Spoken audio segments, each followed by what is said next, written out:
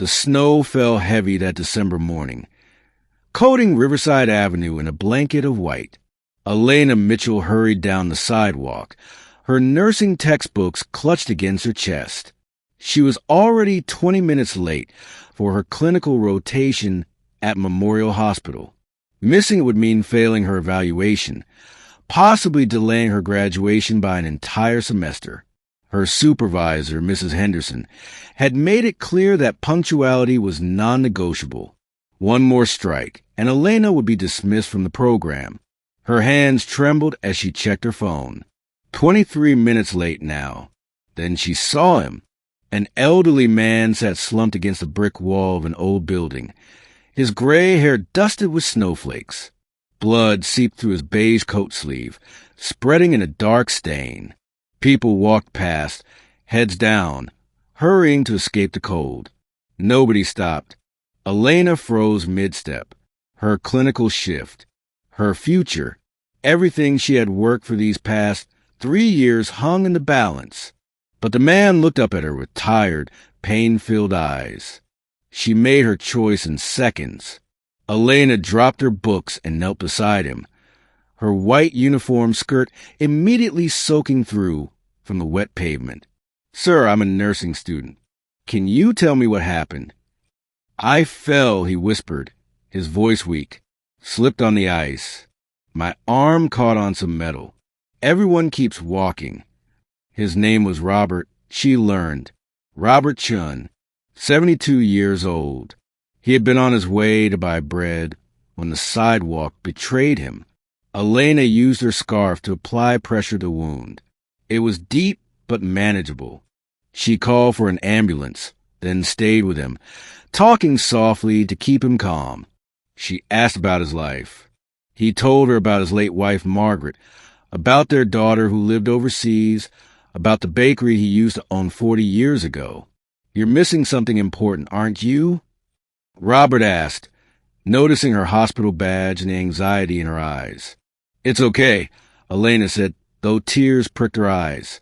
"You're more important right now." The ambulance arrived 15 minutes later. As the paramedics loaded Robert onto the stretcher, he gripped her hand. "What's your name, young lady?" "Elena Mitchell." "Thank you, Elena. You have a gift. Don't ever lose it." By the time Elena reached the hospital, her clinical shift was over. Mrs. Henderson dismissed her from the program on the spot. No second chances. No exceptions. Elena walked home through the snow, her dreams seemingly buried beneath the weight of one compassionate choice. The next morning, someone knocked on her apartment door. A man in an expensive charcoal coat stood there, his dark hair perfectly styled, his presence commanding. Behind him stood Robert Chin in a wheelchair, his arm properly bandaged, a warm smile on his weathered face. "Miss Mitchell," the younger man said, "my name is David Thornton. I'm the CEO of Thornton Medical Group. This is Robert Chun. He's my uncle." Elena's mouth went dry.